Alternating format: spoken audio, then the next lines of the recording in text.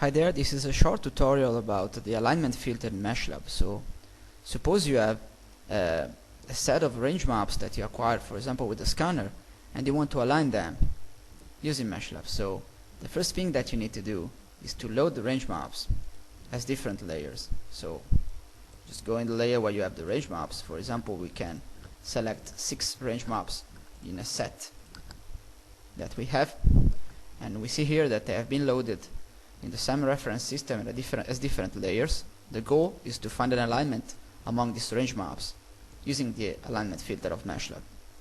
So you need to select the alignment filter, and you get here all the different layers with their names. So the best thing is to keep only the first 2 ones visible. And the first thing that you need to do for the alignment is that you need to set a range map which will be the reference for the other ones. So you select, for example, the first range map, and you have to click the glue here mesh. So from now on, the first range map will be a reference for the others, and the others will be aligned on the first one. And you also notice that there is a star which appeared near to the name of the first range maps. When there is a star near the name, it means that this range map has been aligned to the other ones. Okay. So if you want to, for example, to align the second range map to the first one, you need to, for example, you need to set an initial alignment position, and this is usually something that you need to do manually. And probably the most easy way to do that is to set some correspondences between the range maps to find this initial alignment position. So the way to do that is you have to select the range map that you want to align, and you have to select point-based gluing.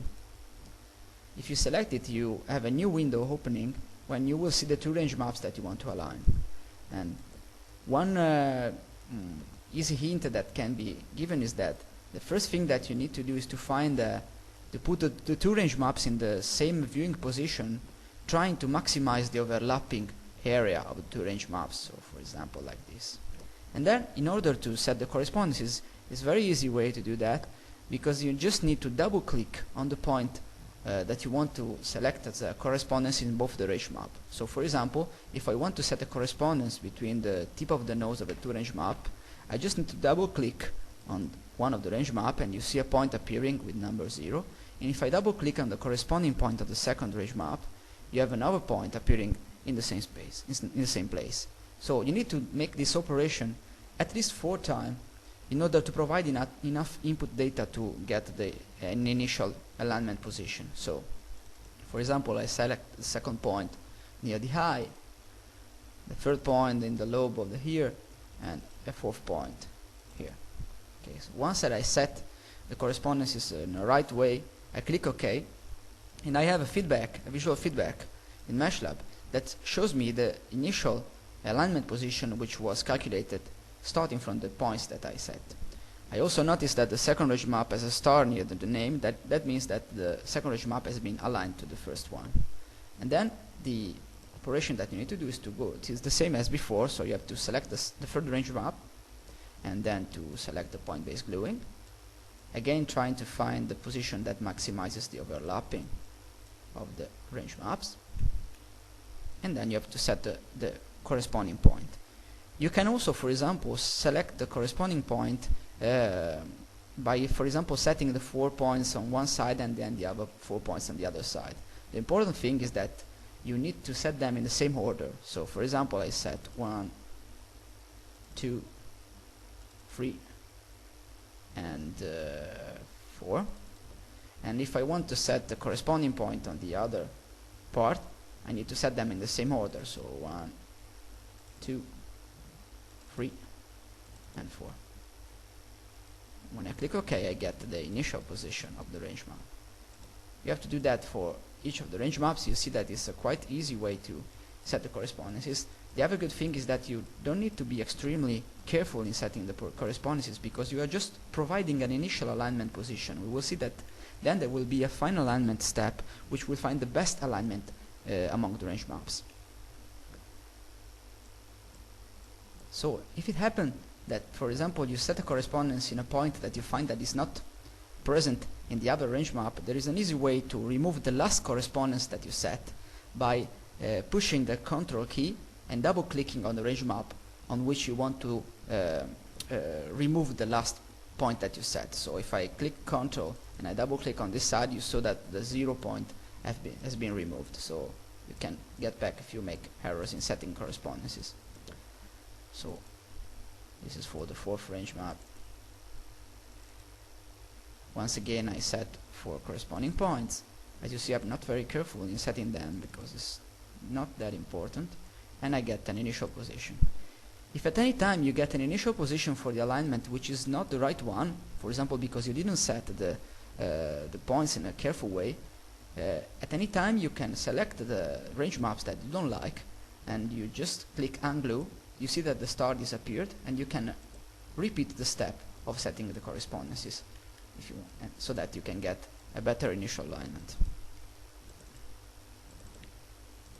So again, let's set the 4 corresponding point for this range map, and I get initial position. So you see that the initial alignment is nice, but it's not perfect. But then, for example, you can try to launch the second stage of the alignment, which is the final alignment. If you click on the process button, the ICP algorithm is calculated on all the pairs of range maps which have been already aligned. So you see that this algorithm is calculated and you get a much better initial alignment.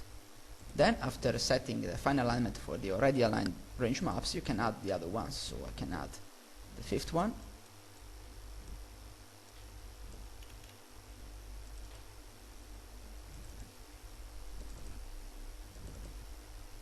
Here I set the points.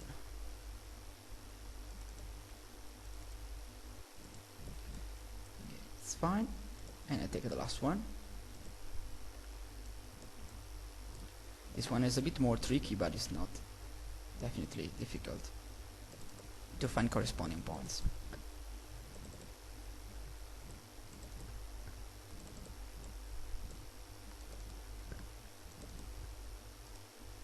And this is the alignment of the 6th one. After that, I can launch the process, and the process now will be calculated on all the 6 range maps that I aligned. An important indication that you get after the final alignment that gives you more or less a feedback about the quality of your alignment is the very last number that it appears after the final alignment stage. You see here this error bound gives you an idea of the bound for the alignment error that you have. So in this case, for example, the error is 0.06 millimeters. This means that we got a very nice, a very good alignment.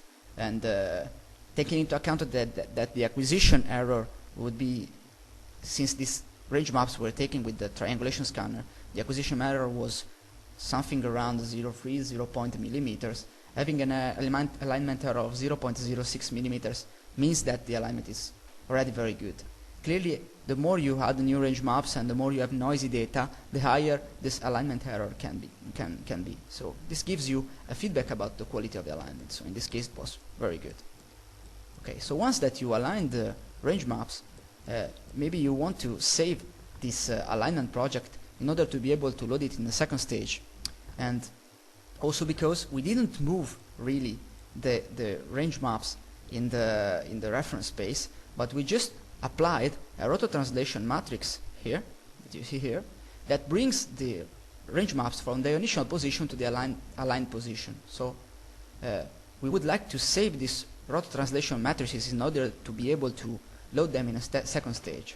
So in the current version of MeshLab, there are 2 ways to save the alignment project. The first one is a classic MeshLab project, which is a new thing that was introduced in the last release of MeshLab. In the MeshLab project, you can save, for example, the alignment, an alignment MLP file. MLP is the format of MeshLab project, and you will have all the data also about the roto-translation matrices saved in the MeshLab project. Another possibility is to save the ALN file. The ALN file is a even simpler format. It's really a textual format where only the name of the range maps and the roto-translation matrix are written, so it's a text file. and you can save it as well. So for example, if we want a second stage to load the alignment that you obtained, you see that all the range maps now have been already loaded in the right position. And the same thing can be obtained by opening an ALN file, and you get the very same result. Okay. So for example, this could be an initial step if you want to add new range maps, for example, if you want to go on with the merging step of the scanning pipeline. A quite important thing to say is that one of the dangerous parts of the alignment filter currently is that if you close and reopen, or if you load a project and then you open the alignment window, the alignment filter, you see that the range maps are in the right position, but they are not set as aligned ones. So you need to align them to make the star appear near to the name. Okay. So for example, if I want to add a couple of other range maps that I want to align to the ones already aligned, I can load them as new layers, and I have to open the alignment window. And then the fastest way to do that, if you have the most of the range maps already aligned, is to click on glue here on meshes, and you see that all the meshes have been glued in the position where they are. And this is nice for the first 6 range maps which were already in the right position. And then you just need to unglue the ones that you added, and then you can go on with the alignment process that I showed before. So making in this way, you're able to save and load in a second stage alignment processes, and making this part of the scanning pipeline in several different stages. So this is more or less for the initial tutorial about the alignment in MeshLab. Please feel free to comment and experiment and give feedback about it. Thank you very much.